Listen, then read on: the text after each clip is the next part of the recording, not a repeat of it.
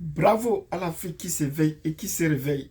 Si c'est la première fois que nous nous rencontrons sur cette chaîne, pour ceux qui disent qu'ils sont égarés sur cette chaîne, sachez que nous parlons de géopolitique, de géostratégie, bref, de géographie et d'histoire des relations internationales. Oui, ça c'est le champ d'études, le champ de recherche ou le champ d'analyse, de décryptage de cette chaîne.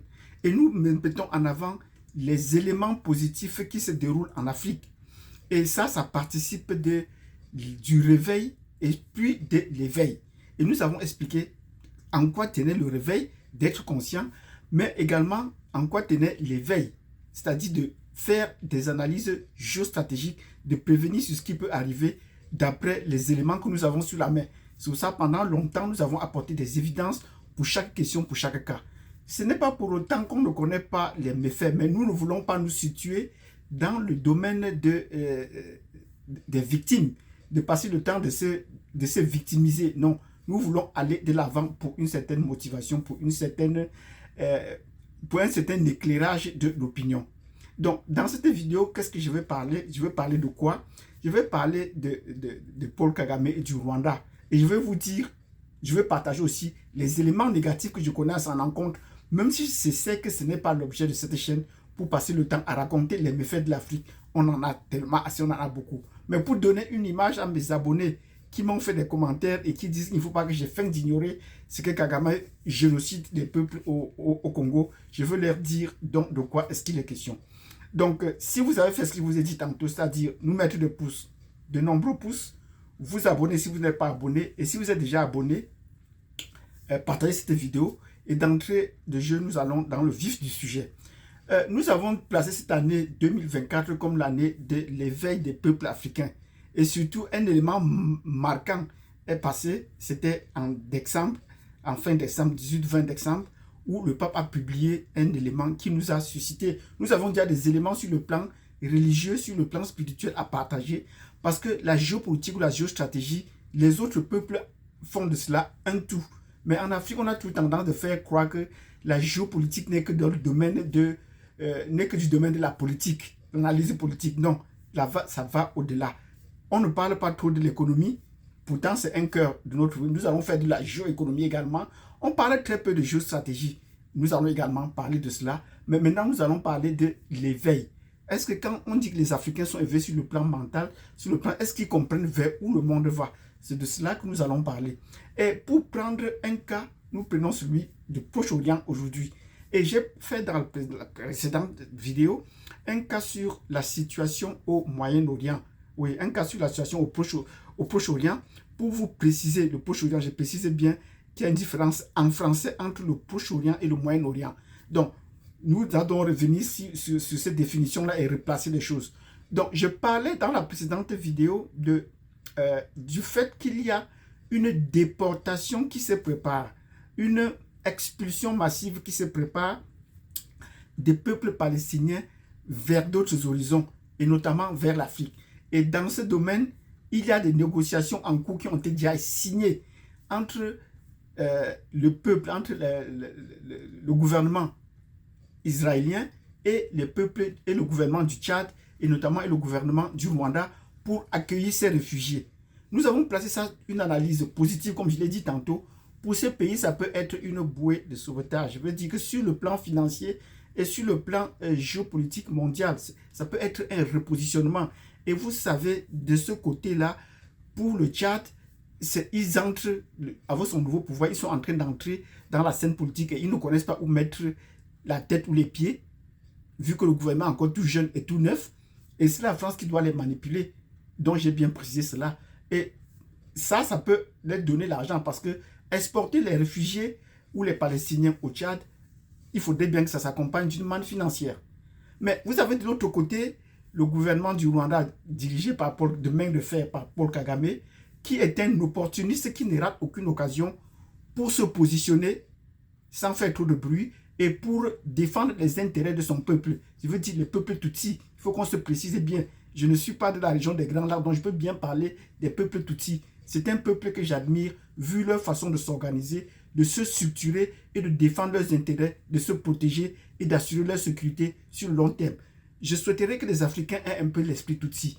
Oui, dans la région des Grands Lacs. Donc, de ce côté, de ce point de vue, quand je me place du côté du Rwanda, je vois ce que le Rwanda est devenu après 30 ans, le pays qu'il a hérité et qu'il est devenu sur le plan politique interne, sur le plan géostratégique, sur le plan géopolitique international et même sur le plan du développement économique et même social, avec la restructuration, la place des femmes, la montée.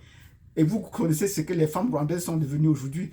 Ce sont de très belles femmes, mais aussi on les redoute parce que beaucoup d'entre elles sont des espionnes, ne veulent plus travailler et la population et ne veulent plus se marier. Par conséquent, la population va connaître une chute parce que la croissance économique fait en sorte que les femmes se focalisent plus sur la manne financière que de s'occuper de la famille. Et ça peut être le mauvais côté de pouvoir donner beaucoup de possibilités de pouvoir faire croître l'orgueil des Rwandaises. Oui, parce que là, la famille va prendre un coup et la croissance de la population va également prendre un coup, d'autant plus que les Tutsis ne se multiplient pas aussi nombreux que les Hutus qui sont à côté. C'est un peuple qui est dans une dynamique d'une croissance assez lente. Mais le peu qu'ils y sont, perdre un Tutsi, c'est une situation très dramatique pour eux. Donc, j'admire Paul Kagame donc, de ce côté parce qu'il a donné l'aura, il a donné l'audience, il a donné le respect à ce peuple en Afrique. On ne parle pas des Tutsis comme ça impunément en Afrique aujourd'hui. Quand on ne les menace pas impunément en Afrique aujourd'hui. Mais maintenant, quel est le mauvais côté? Parce qu'il faut qu'on fasse les deux, on fait une analyse ambivalente. Le mauvais côté, c'est comme nous dit, et que moi je sais, c'est qu'il a mené la guerre au Congo. Pourquoi est-ce qu'il a mené la guerre au Congo? C'est d'abord pour des raisons sécuritaires. Il partait pour chasser les Hutus là-bas et les groupes armés interamoués qui s'est installé là-bas parce qu'il pouvait aussi organiser le retour, comme lui il était parti du côté de l'Ouganda et qui au bout de 30 ans est revenu. Donc il ne voulait pas, il ne veut pas que les Hutus s'installent ou que trouvent une terre d'accueil et les pourchassent non seulement au Congo, même ailleurs dans le monde, parce qu'il faut bien le dire, il les pourchasse même ailleurs dans le monde. Mais entre-temps, que fait donc le gouvernement? Mais il y a également les balles perdues du côté de la population congolaise et on parle du génocide des Congolais. Mais depuis 30 ans que fait le gouvernement du Congo, c'est de ce côté que nous devons regarder. Ce n'est pas... Kagame défend les intérêts et les intérêts de son peuple. Et les résultats sont vrais, sont probants. Mais pendant ce temps que fait le Congo, depuis 30 ans, on voit ce qui monte, c'est l'art et la musique qui montent au Congo. Les grands chanteurs multiplient leur budget, organisent les grands concerts, font des investissements personnels et ne pensent pas à la destinée de leur peuple. Ils ne pensent pas de façon commune, ils ne pensent pas de façon globale à la destinée du peuple. Tant qu'ils sont à Kinshasa, tant qu'ils sont dans les grandes villes, Mumbashi, et qu'il y a des gens qui meurent là à Bukavu ou à Goma, bon, les autres Congolais des autres régions ne s'en émeuvent pas. Donc, comment comprendre que pendant 30 ans, un pays voisin a porté la guerre au Congo et que pendant ce temps, au Congo, il n'y a personne pour réagir, il n'y a pas une forme d'organisation pour contrer la guerre au Congo. Bon, Tshisekedi est arrivé au pouvoir et tout ce qu'il a réclamé, et tout ce qu'il réclame depuis plus de 6 mois à 1 an, c'est de dire qu'il faut qu'on condamne le Rwanda. La condamnation du Rwanda, ce n'est que les verbes, ce n'est que les mots. Ça ne viendra pas remplacer les mots, ça ne viendra pas prévenir ou stopper Kagame de continuer. Tant qu'il n'a pas il faut développer un rapport de force pour pouvoir contrer Kagame. Et développer ces rapports de force, ça ne va pas se faire dans les médias, ça ne peut pas se faire à l'étranger.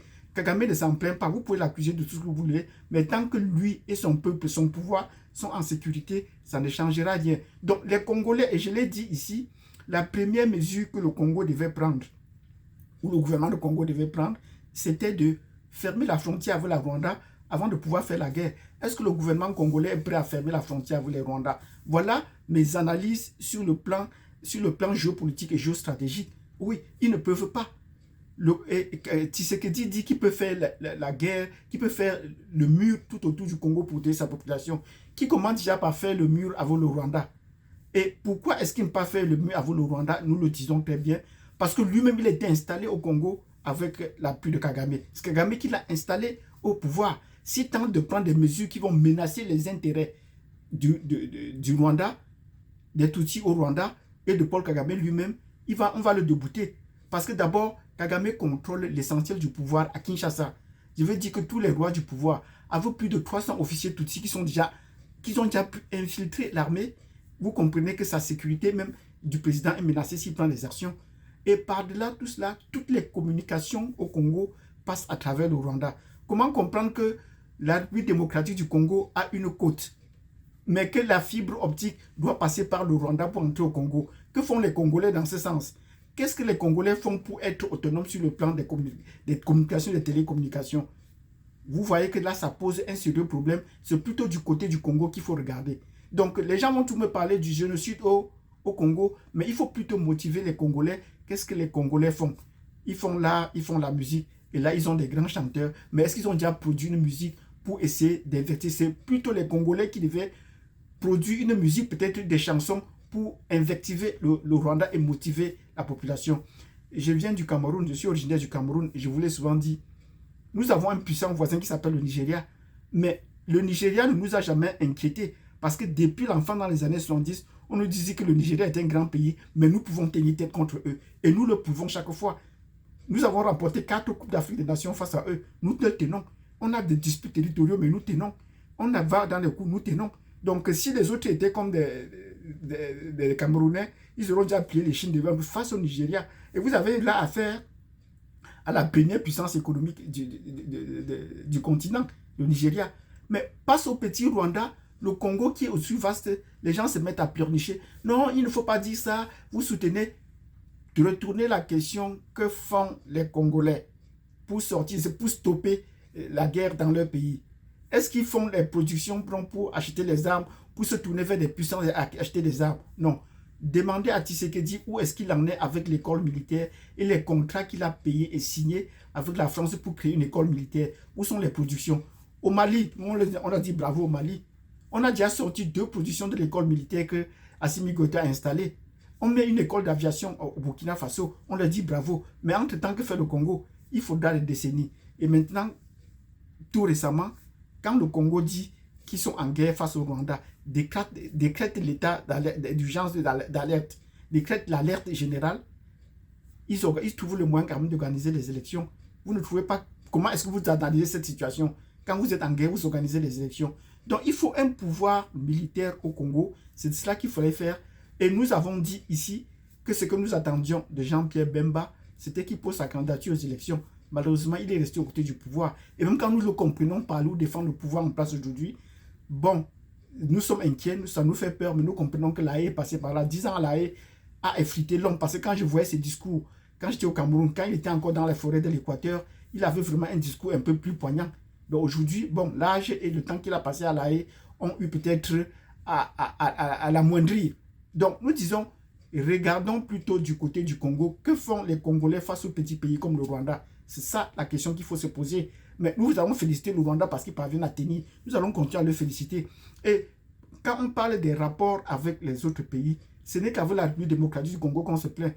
Est-ce que le Mozambique peut se plaindre? C'est Kagame qui a pacifié le Mozambique. Donc on lui dit bravo. Actuellement, la garde rapprochée de Touadéra en République centrafricaine, c'est Touadéra encore là-bas. Nous lui disons bravo. Mais vous citez un cas, je suis en train de vous citer 2. Et on peut continuer comme ça, même jusqu'en Afrique de l'Ouest. Au Bénin, ces mercenaires sont présents. Au Mali, ces mercenaires sont présents. Les gens se posent la question, que font les pouvoirs militaires qui viennent s'installer, qui rendent visite à Kigali? Nous leur disons, la raison aussi simple, si vous ne comprenez pas, c'est qu'ils ont besoin de l'expérience de Kagame, c'est l'homme militaire au pouvoir le plus longtemps possible, et qui a eu à prouver ce qu'il a à faire. Donc, ils viennent chercher la garde rapprochée au Rwanda parce qu'ils peuvent s'en inspirer. Il a déjà fait ses preuves ailleurs, et les pays comme la Guinée-Conakry, Doumbouya est parti en Guinée, le Mali, le Burkina Faso ainsi que le Niger, ils ont besoin de l'expérience ou de l'expertise rwandaise. Donc, dites-moi le contraire, en dehors du cas du Congo, vous pouvez encore citer quel autre pays où vous pensez que non, Kagame a mal fait. Kagame est parti chercher les réfugiés, on dit non, l'esclavage, on croise les blancs, on ne dit rien, on est en Libye. Il est parti chercher les Africains en Libye. Nous lui avons dit bravo. Qu'en dites-vous? Qui d'autre a fait pareil? Il est parti chercher les Africains en Europe. Qu'en dites-vous? Qui d'autre a fait pareil? Il est parti, au lieu d'expulser les Africains ailleurs, en Angleterre, ramener-le au Congo. Qui a fait pareil? Donc maintenant, comprenons, chers frères et sœurs, la situation de la géopolitique de l'Organisation mondiale. Quand Israël prend une décision, elle va l'appliquer coûte que vaille. Donc, l'expulsion ne va pas s'arrêter. Elle va trouver tous les moyens, mais on va l'exécuter parce qu'il n'y a personne qui peut arrêter. Il faut suivre jamais ce genre de pays à l'œil. ce sont d'abord des faussaires qui sont là. Et Anwar Sadat disait, eux là, ce n'est pas les vrais occupants de cette terre-là. Nous allons revenir là-dessus. Ce que l'Afrique du Sud fait, quelqu'un m'a dit, mes abonnés, pour répondre à leurs questions, ce que l'Afrique du Sud fait, ou quel temps de porter plainte, c'est un pouvoir dirigé par les Blancs, tout le monde le connaît. Et ils vont passer le temps à s'agiter, mais ça ne va pas aboutir. Parce que l'Afrique du Sud, hormis le pouvoir politique que les Noirs contrôlent, ce n'est pas eux qui contrôlent la monnaie ou les finances. C'est encore privatisé. C'est encore les familles qui contrôlent la finance en Afrique du Sud. Ce n'est pas eux qui contrôlent l'armement. C'est toujours encore les Blancs. Donc, sur quoi est-ce qu'ils vont s'appuyer? Ce n'est pas les Noirs qui contrôlent également la justice ou le droit, c'est les Indiens. Donc, quand vous comprenez que toutes les manettes, les devoirs régaliens, les postes clés en Afrique du Sud sont contrôlés par les personnes de couleur blanche ou des cheveux lisses, vous comprenez que ce qu'on l'agitation sur le plan politique que l'Afrique du Sud fait sur le plan international ne peut partir nulle part. L'exemple en date, c'était qu'ils n'ont pas pu accueillir Poutine. Ils n'ont pas pu donner la garantie à Poutine de venir. Parce que quand Poutine voulait venir, les Américains ont renforcé leur présence dans les pays voisins. Mais est-ce que les pouvoirs d'Afrique du Sud pouvaient le faire? Non. Donc quand vous parlez de l'Afrique du Sud, je regarde, mais avec un œil un peu très sceptique. Voyons voir si peut-être la plainte qu'ils ont déposée à la CPI va aboutir, à la Cour pénale internationale contre l'Israël va aboutir. Parce qu'Israël a également engagé une campagne ailleurs contre le monde, en Afrique, en Amérique latine, notamment contre cette plainte. Donc, ne croyez pas qu'Israël c'est un petit pays qu'on peut essayer de manipuler. Non, ils sont peut-être les plus grands dirigeants de ce monde. Oui, c'est eux qui, donc quand ils donnent une décision, il faut les suivre. Donc, si vous avez bien compris cette vidéo dans laquelle je vous montre que je comprends également bien les faiblesses de Kagame, mais comparé à ce qu'il a fait, à ses prouesses, il n'y a pas match. Parce que vous citez un cas, le Congo, alors que je cite peu de 3, 4, 5 cas où il a prouvé qu'il pouvait montrer, qu'il pouvait sortir l'Afrique et il regardit l'Afrique. Quand il maltraite, quand il reçoit, quand il se fait recevoir le président français, tout le monde dit bravo. Ben, qu'est-ce qu'il en fait en plus? Voilà. Donc, chers frères et sœurs, comprenez que nous sommes en train de partager la situation ou les évidences. Je veux des arguments, pas des insultes. Ah, tu ne connais pas ceci, tu ne connais pas cela.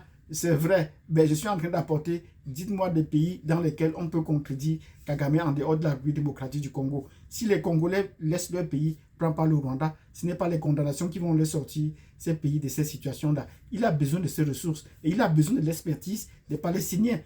C'est pour cela qu'il accepte. On va dire qu'on est contre, mais personne ne pourra être contre. Les contrats sont déjà signés et il faudra trouver comment les utiliser sur place. Et Kagame pourra bien utiliser ces Palestiniens s'ils arrivent chez lui. Voilà, si le Tchad peut aussi également dormir, tant mieux. Donc, merci d'avoir suivi cette vidéo. Nous vous prions donc de mettre des pouces, de nombreux pouces, et de poser les questions. Je viendrai répondre à toutes ces questions. Donc, je dis merci à tous ces abonnés qui ont soulevé ces questions sur le fait qu'ils pensent que je ne connaissais pas le Rwanda. Je les ai apporté les éléments de réponse. S'ils peuvent être satisfaits, ce n'est qu'une bonne chose. On ne peut pas satisfaire tout le monde. Nous n'avons pas le même niveau d'entendement des questions, des relations internationales, de la géopolitique ou de la géostratégie. Merci, je vous souhaite de passer une excellente semaine.